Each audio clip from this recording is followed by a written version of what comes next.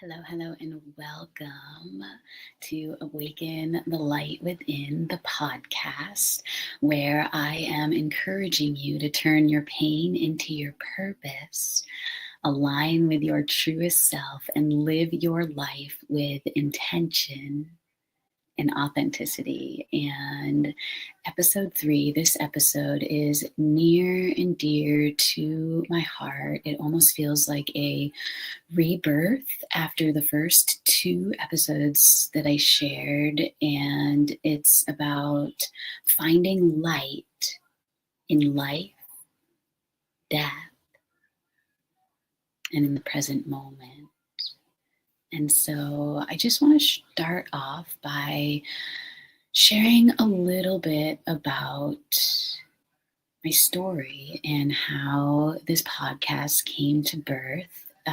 Because if you've been with me, you know that I've already got 2 episodes. This is episode 3, and episode 1 started a few weeks ago. I had been getting these nudges to start my own podcast for quite some time. And a couple of weeks ago, I was invited by my dear soul sister, Yelena Davis, to be a guest on her podcast called Conscious Conversations, where I had the opportunity to share my story of water consciousness and meat consciousness and conscious parenting with the world. And I realized that I had so much to offer. Like, I have so much to share with the world. And I went home that day in October and I went straight to Canva and I started creating the logo and the graphic,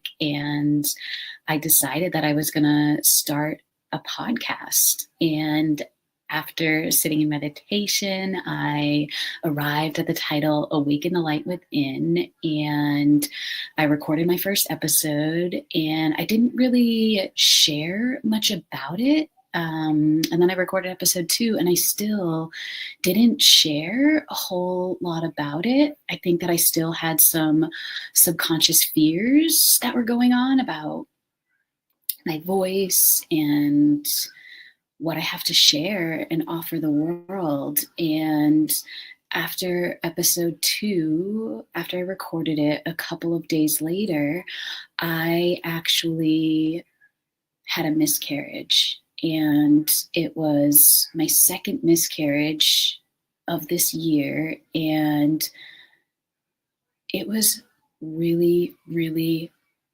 really difficult to go through again. And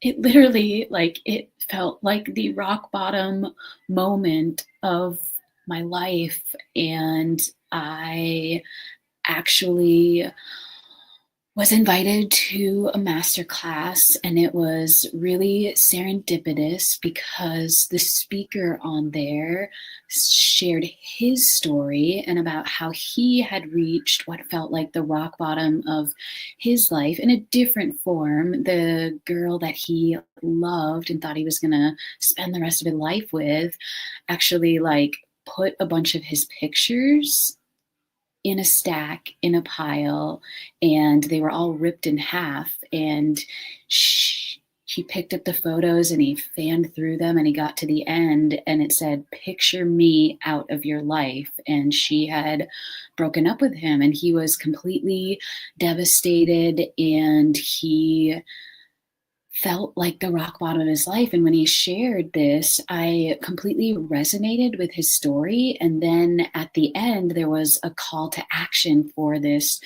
3-day workshop. And I just felt this intuitive nudge, this calling to sign up for this 3-day workshop. And so I did. And I had my clarity call with my coach in that same day that I signed up for it. And after I got off that call, a couple of hours later, my naturopathic doctor, who I had been speaking to about partnering in business and whatnot, she messaged me that same day, a couple of hours later, and said that she was ready. And it was an incredible feeling. And I hadn't even gone into the 3-day workshop. And I just felt like things were beginning to shift once again, because a couple of months ago, I had my first miscarriage. Well, technically, actually, it's not even my first miscarriage. My first miscarriage was 10 years ago. Before I gave birth to our daughter, Lila, I also had a miscarriage. And so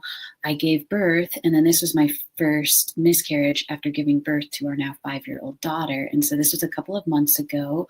I had a miscarriage, and full disclosure, it was really difficult. And I also had one of the most lowest points in my financial life that I'd ever experienced. I stopped making sales in my business. My husband got demoted, not necessarily even demoted in his job. He wasn't happy at his job, so he left that and then got another job and was making way less money. And then he got his hours cut. And so we actually reached a point where we couldn't pay our rent on the first of the month. And it was like, what are we going to do? And honesty is a core value that's been instilled in me from a young age. Honesty is always the best policy. And I was a little bit nervous to call my landlord. So instead I emailed her and I shared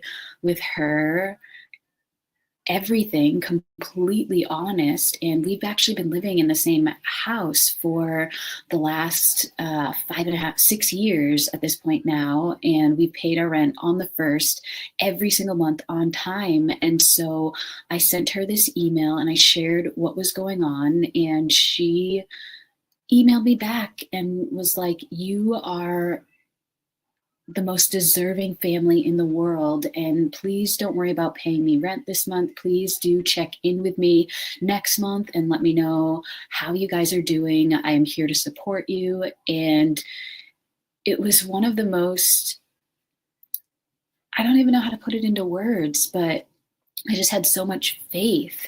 And it was a really empowering moment for me to receive that and just kind of recognize that I am always supported as long as I am honest and do things with integrity. I am always supported. I am a co-creator of my life. The universe, God, whatever you believe in, is here working alongside of you to create the life that you truly desire. And so when that happened, I ended up getting pregnant again after that. And then I had another miscarriage just a few weeks ago. And then I signed up for this class. And what I uncovered in this 3-day workshop on Zoom, it was a lot. It was on Zoom for 10 hours a day, 3 days, and I fully committed to it. My husband took care of our daughter the entire weekend, and I just immersed myself in this experience because it really truly was an experience. We weren't just like on Zoom. We were actually going into breakout rooms with small groups and also in one-on-one settings where I really learned a lot about myself. I feel like I really awoken the light within me when I signed up for my first yoga teacher training. That was when I really started to see myself. And this workshop that I took was just like an even bigger mirror into myself. And what I really came out of that with was the ability to pick myself up again and recognize that, rock bottom moments in your life can actually be quite liberating, and they can be the catalyst for change. And I realized that I deserve to be heard, and my voice has value. My voice has so much value. And what I want to really speak to today is life, death, and the present moment. And so whatever's coming up for you, if you're like, oh, this sounds really morbid, right? Speaking about death, right? I really just want to encourage you to notice that as your perception and recognize that there are always two sides to the coin, right? There is always perspective, and perspective is seeing things from another viewpoint. And so I really want to share with you my personal experience with death and with miscarriage, and how it really challenged my belief systems around death. And I also want to speak about, how society teaches us to fear, right? To fear and avoid death. And we can really sit with those feelings, and it can lead to profound growth, right? From a young age, most of us are taught that death is something to fear and something to avoid at all costs, right? It's shrouded in sadness and discomfort and silence, and we're told to move on quickly, to stay busy, right? To keep busy, to not dwell on loss, right? Think about it, right? Funerals are brief. Grief is expected to be private. And conversations about death are often taboo, right? And what if this approach, it denies us something vital?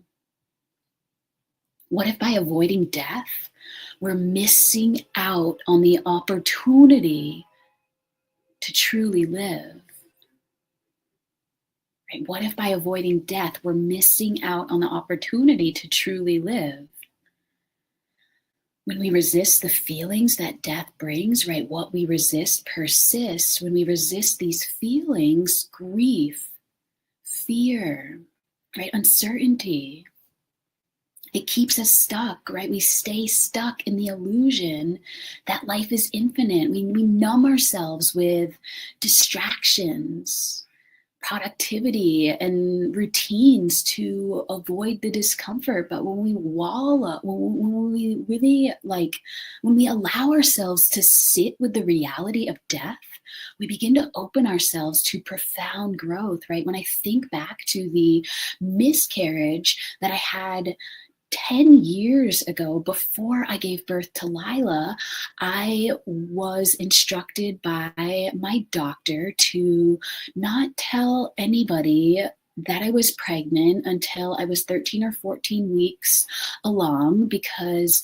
miscarriage is quite common in the first trimester, and typically they encourage you to wait until your second trimester to tell people. And so with that information, I told my parents, and we told my husband's parents, and that was basically it. I also had told one person at my work, one of my coworkers that I was really close with that was in a management position. I also told her. And when I experienced that miscarriage, it was completely devastating. It was one of the hardest things I've ever gone through. And the hardest part was, now I hadn't told anybody about this thing. And so how was I going to go have a conversation and tell somebody in the same sentence that I was pregnant and I had a miscarriage? It just felt too hard, and I didn't tell anybody. And so I held this pain, I held this shame in for so long, and I used work to keep me busy. I continued to go to work. I continued to show up to distract my mind. And I wasn't the same Leanne as I was. I was really sad and I was depressed. And the owner of the place that I was working at actually asked the one person that I had told, she was like, "What is wrong with Leanne?" Like, she was like ready to fire me because she didn't know what was wrong with me. And this coworker actually told her in that moment. She felt compelled to share with her so that she knew what was going on. And she immediately told me afterwards, like explained the whole story to me and shared. And I was like, "I appreciate you for doing that." And it was a really, really hard thing for me. And I kept that inside for 5 years. I didn't tell anybody. I held this shame and blame and like something was wrong with me for so long.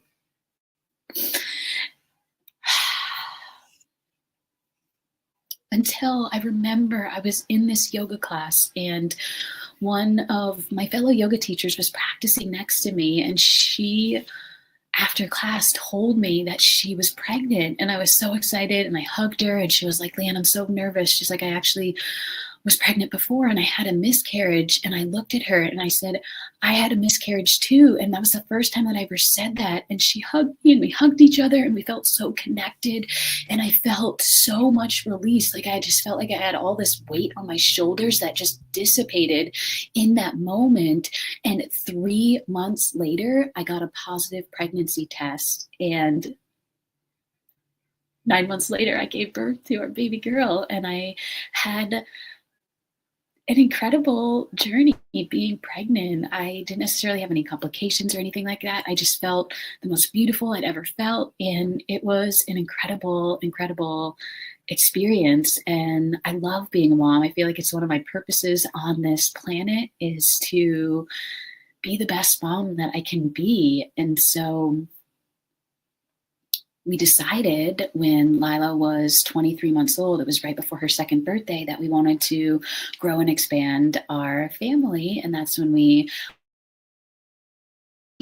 actually experienced infertility for almost 2.5 years before I switched my diet. That's actually what I was on Yelena's podcast for, speaking about changing my diet. And then I got pregnant. And so it was pretty exciting that, earlier this year I got pregnant again, and then I had a miscarriage, and then I got pregnant again, and I had another miscarriage. So technically this is my third experience with a miscarriage. And after I went through that 3-day workshop, the next morning, actually, this woman called me, and I don't believe in coincidences. I believe in coincidences. And this woman has completely changed my life over the last couple of weeks and is one of the inspirations to come back to recording episode 3 of this podcast. And she shared with me on a podcast that she had it said near-death experience. And it's actually, in my opinion, she died. She died in this experience and came back to life. And I had so many profound insights after I listened to this. And I really just recognized that death is a mirror. Death is a mirror, right? Death has a unique way of holding up a mirror to what truly matters in life. Right? What are you afraid of losing? I remember when I had my miscarriage, my second miscarriage earlier this year, writing in my journal, my biggest nightmare, my biggest fear is becoming my reality. I was afraid of losing. I was afraid of loss. I was afraid of death, right? What have you been putting off in your life, or what have you been taking for granted? What relationships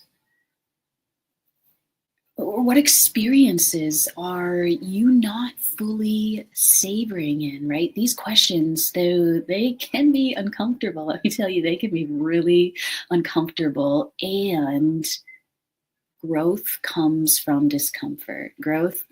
You're not going to find growth anywhere in your comfort zone. If this is your comfort zone right here, this circle, there is not going to be growth in there. Growth happens outside of your comfort zone, which can lead us to a deeper understanding of our priorities and our purpose, right? And so sitting with this idea of lessons from death, right? Instead of running from the feelings that death stirs, what if we instead choose to face them head on?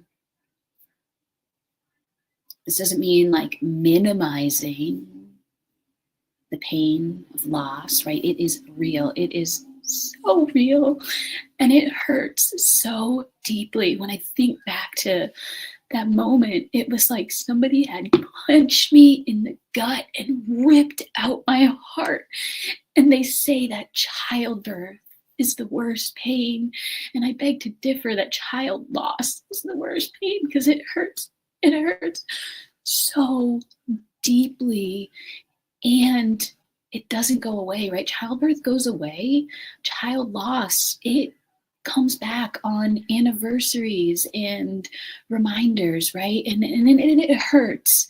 And when we allow ourselves to feel it fully, when we allow ourselves to feel grief in all of its rawness, right, it has a way of breaking us open to a deeper capacity for love and presence, right?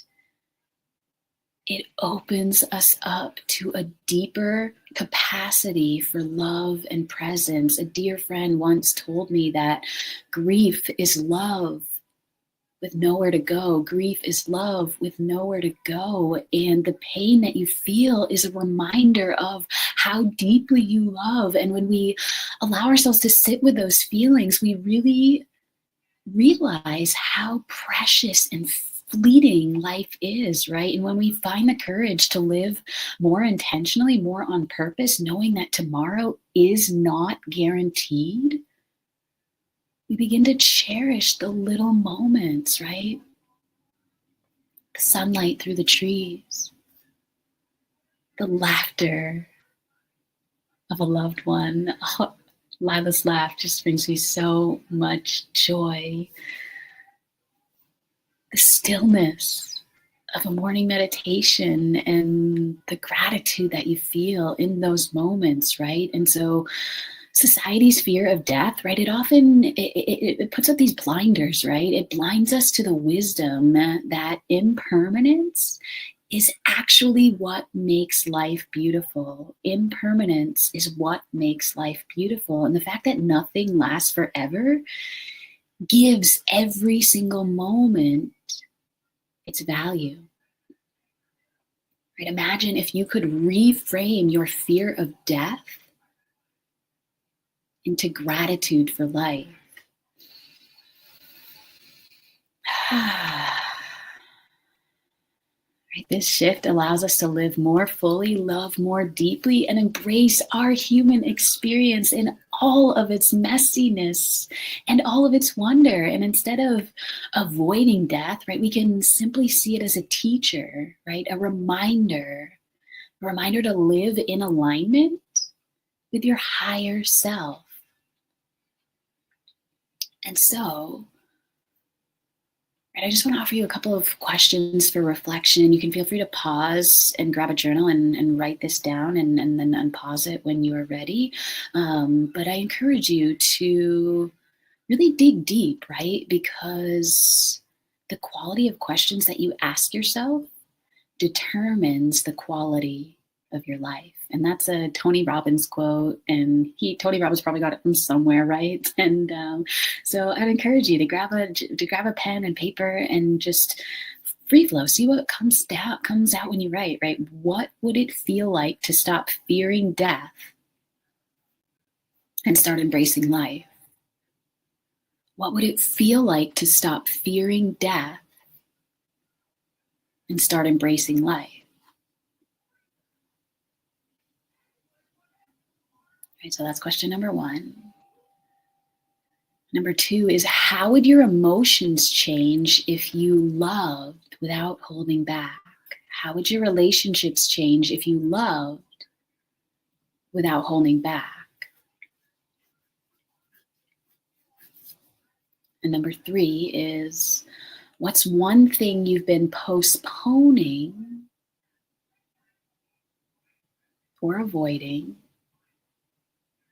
that you do today if you truly valued this moment? What's one thing you've been postponing that you do today if you truly valued this moment?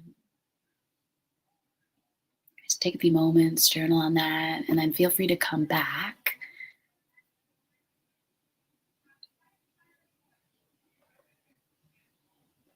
Right, and so by leaning into the discomfort, we allow ourselves to awaken to a fuller, richer life, to awaken the light within, right? This is the gift that death, when reframed, can offer us. Right? What are you actually afraid of? When you strip away the surface level fear of death, what do you find? Right? We find that it's not just about the end of life itself. It's about the emotions. It's about the uncertainties and the perceived losses that come with it. Right? Let's explore this and what it might reveal about us. Right? Because death is simply a mirror. Right? So what is this going to reveal? Right? First and foremost, the fear of the unknown. Right? Death is the ultimate unknown. What happens after we take our last breath? Is there an afterlife?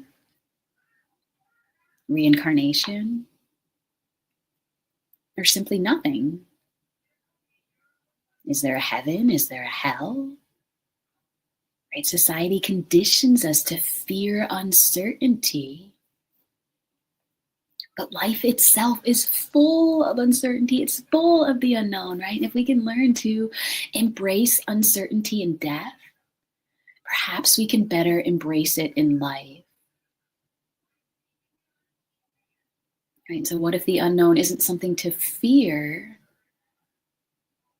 but rather an adventure waiting to unfold? What if it wasn't the end, but rather the beginning, right? What could letting go of control, what if it could bring more peace into your everyday life, right? We have this fear of losing control, right? We spend so much of life planning and replanning and building and trying to control the outcome. Death is a stark reminder that control is an illusion, and the loss of control can feel terrifying, right? It can feel terrifying, and the polarity of life, right? It can also be liberating. It can be terrifying and liberating. It invites us to surrender, to trust, and to live fully in the present moment, right? How often do you hold back in life because you're clinging to this need to control, right? What could you gain by surrendering and allowing life to unfold naturally, right? But there's this fear of unfinished business, right? Many of us fear leaving things undone, dreams unfulfilled, relationships unresolved, or words unspoken or unsaid, right? And death forces us to confront the reality that time is finite. And instead of being paralyzed by this, we can use it as a motivation to live intentionally, right? What's one thing that you would do today if you knew tomorrow wasn't promised? And how can you start living your life with fewer regrets, right? And so there's also this fear of pain and suffering, right? So for some, the fear of death is tied to the fear of a physical or emotional pain, right? And while this is totally natural, it also offers a reminder, right, that we don't have to wait for death to alleviate suffering, right? We can seek healing, forgiveness, and connection here and now, right? And we can address the pain, either physical, emotional, or spiritual, before it becomes overwhelming, right? So, what can you do to ease suffering for yourself and for others today, this moment, right here, right now? And another fear, right? In this one comes up for me, right? This fear of leaving loved ones behind, right? We fear the heartbreak that our absence might cause and worry about how our loved ones will cope, right? This fear rooted in love, right? Rooted in love shows us how deeply we care for others. Instead of letting it weigh us down, though, it can inspire us to pour more love, more presence into our relationships right here, right now. So, how can you show the people you love how much they mean to you today? And what legacy of love and connection do you desire to leave behind? And so there's also, right, this fear, and this is like a core fear that the majority of humanity has feared at some point, and it's this fear of not being enough, whether it's not being good enough, or not being tall enough, or not being short enough, or not being brave enough, or not being XYZ, insert whatever it is for you, right? At its core, the fear of death is often tied to a fear that we haven't lived fully or lived quote unquote right? It's this fear of not being enough, not achieving enough, not making a big enough impact. And what if enough doesn't require doing anything at all? What if your worthiness isn't tied to what you accomplish, but rather it's tied simply to who you are? How can you practice being present and allow yourself to simply be? Right? And so after going through all of these experiences, and after listening to my friend Anita's podcast on her near-death experience, it really was a reminder that death can actually inspire you to live more purposely and intentionally. Right? Think about the word present, like the present moment, the word present. What if it translated to gift, right? You know, present and gift can be interchangeable. And what if the present moment was in fact a gift? What if you reframed each and every moment in your life as a gift that you're giving yourself? A gift that you're giving yourself. Right? Because the root cause of all of the fear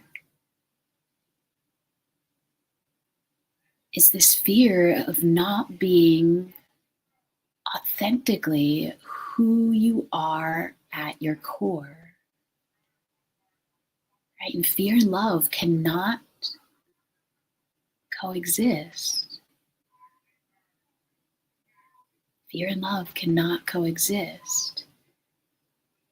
And the way to transition, when you feel fear, whatever that fear looks like, whether it's like a legitimate fear, like a lion is chasing after you, or it's a fear of falling, right? Maybe you're on a ladder and a fear of falling, right?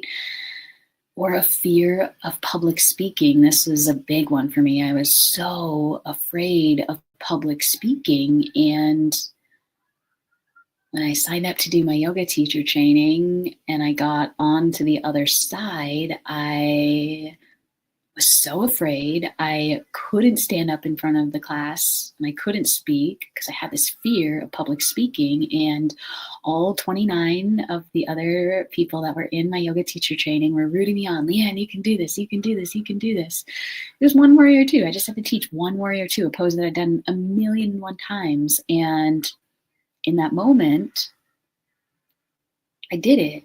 I moved through the illusion of fear, right? I lifted up that veil and I moved through it onto the other side. And I took a big breath in and a big breath out.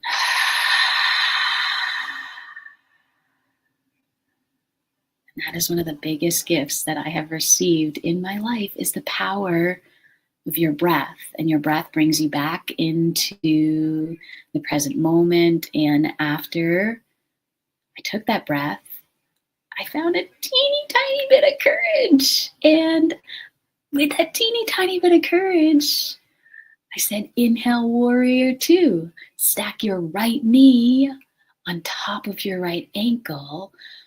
Imagine your arms as an extension of your heart. Let that energy come out through your fingertips. And I did it. I taught one warrior two pose. And I moved through and I got over to the other side of that fear. And I realized that everything was already inside of me.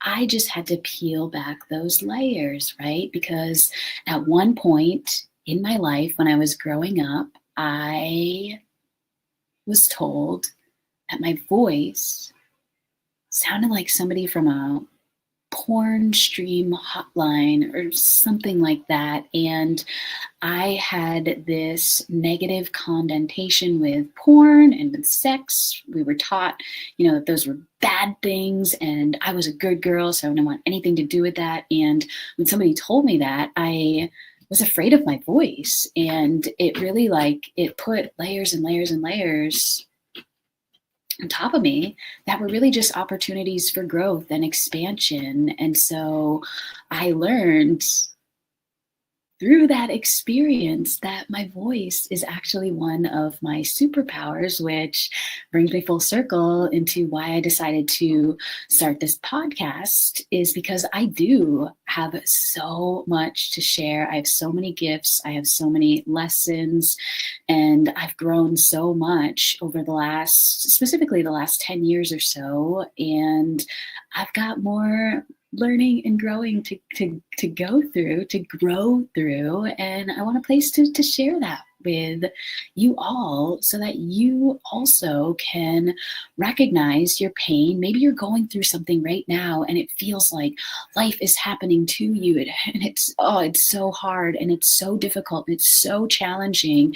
And I want to encourage you to just keep breathing, keep moving through it, because eventually you are going to get through to the other side and you are going to have so much strength. What doesn't kill you makes you stronger, and you are going to be able to help somebody else move through, because we are all connected, right? We are all connected, and the pain that you have gone through in your life, you get to turn that into your purpose. You get to turn your mess, your chaos, your messy into your message, right? And so I want to encourage you to take a look back on your journey and really look at those really big moments in your life that felt difficult, challenging, and hard. And I want to encourage you to reframe those, right? Because we cannot change the past. You cannot change the past. What you can do is you can reframe the meaning about the past experience, right? And so I really want to encourage you to tap into your voice and your story and realize that your story can help others awaken to their own light. And another lesson that I want to share with you is that your voice, your message is not going to be for everyone. Your voice is not going to be everyone's medicine, right? And so there are people that aren't going to be in alignment with you, and people are going to fall away, maybe even people that are close to you. And that's the non-attachment, practicing non-attachment, and really recognizing that allowing those things to fall away will allow you to create space to call in those people that are just like you, and your voice is their medicine, right? And so I really want to just bring it full circle and really encourage you to ask yourself, what would it look like to live fully today? What would it look like to live fully today? If time and money were not a thing, what would you be doing with your life? What time would you wake up? What would you do with your morning? What would you eat for breakfast? What would you do with your day? Really journal on what would your dream day look like? What would it look like if you were to live fully today? And this is big, this is key. How would you show up differently? How would you show up differently? Especially if you saw life as a gift. Because the key to stepping into that version of yourself that has everything that you desire, you've got to become that person first. You've got to become that person first, and then you become a magnet for all of your desires, right? We've been taught from a young age that I'll believe it when I see it. I'll believe it when I see it. And they think that, when all of their desires come to them, then they're going to believe it. But you've got to believe it first, and then you'll see it. So thank you so much for taking the opportunity to prioritize listening to Awaken the Light Within. If you feel called to share this with somebody that it might resonate with, sharing is caring. You can write a 5-star review. And I just feel so much gratitude and joy for you being a part of my life and being connected. And I appreciate you. I'm sending you so much love. I'm rooting for you. I'm cheering you on, and I'll talk to you soon.